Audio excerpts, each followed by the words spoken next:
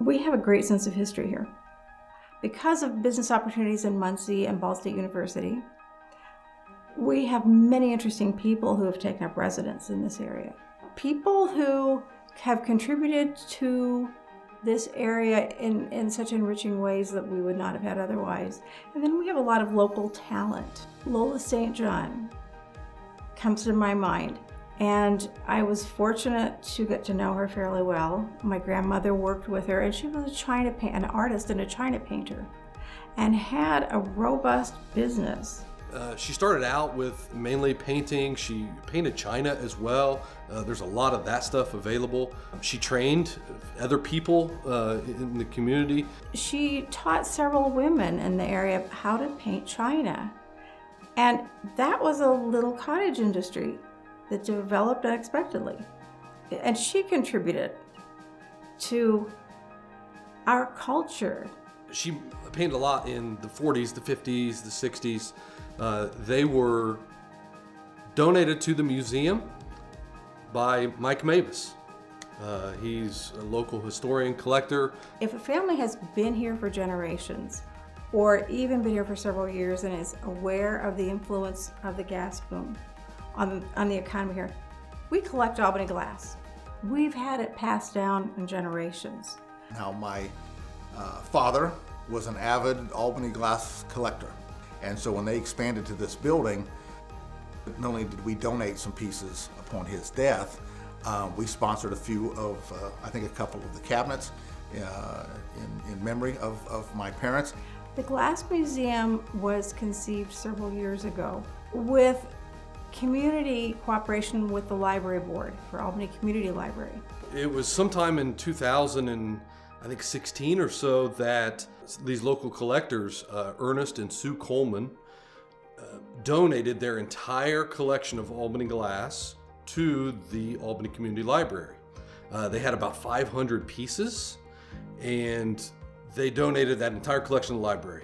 The glass that is in the museum, us local, we refer to as Albany Glass. The name of the factory was actually the Model Flint Glass Company.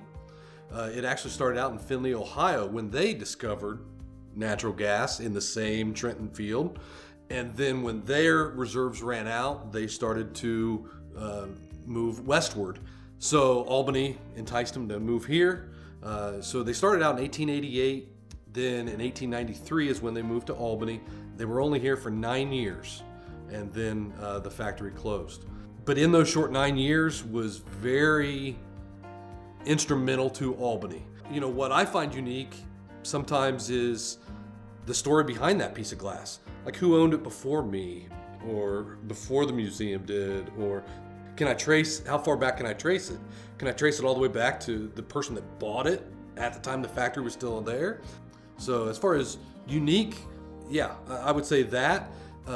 As far as unique to me, I think it's more about the story that the glass tells. Probably my favorite piece of all time is my first piece, the piece my grandma gave me. They got me started collecting. The real art in the glass making were the mold makers, the people making the molds. My favorite pattern is the Albany pattern, because that's the first pattern that my grandma gave me. It also is the name of our town and the first pattern that they produced after coming here. To even show my love of that pattern and my town of Albany and how it does reflect art, I even got a tattoo of that pattern on my arm. So to me, the story is everything. We find a lot of people that come up want more than just the Albany glass history. They want the Albany history story. So in the vestibule, we have Albany High School related items.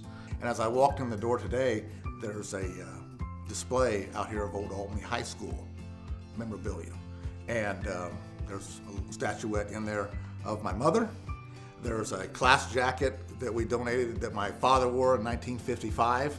And there's even a slate painting of the old school that I did myself. The other thing that was sort of real focused the past few years was all of the murals around town.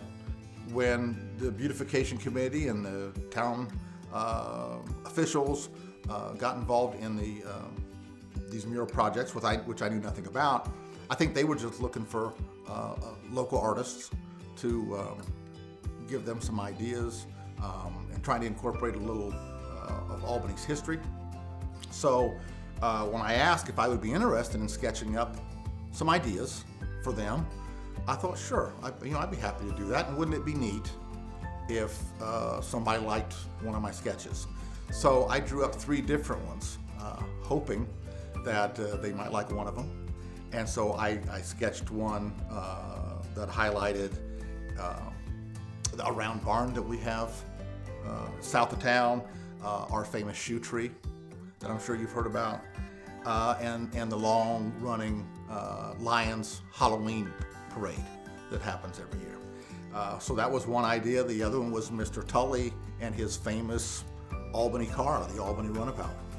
I think there's only a couple of those in existence yet today, and I have seen one a few years ago in the Auburn Auto Museum.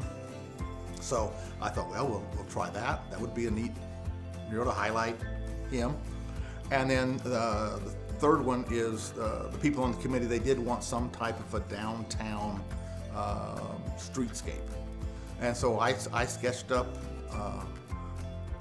3 or 4 ideas, and yeah, they chose to use 3 of them, which was, it's an honor, and it's neat, and I'm just happy to be a part of it.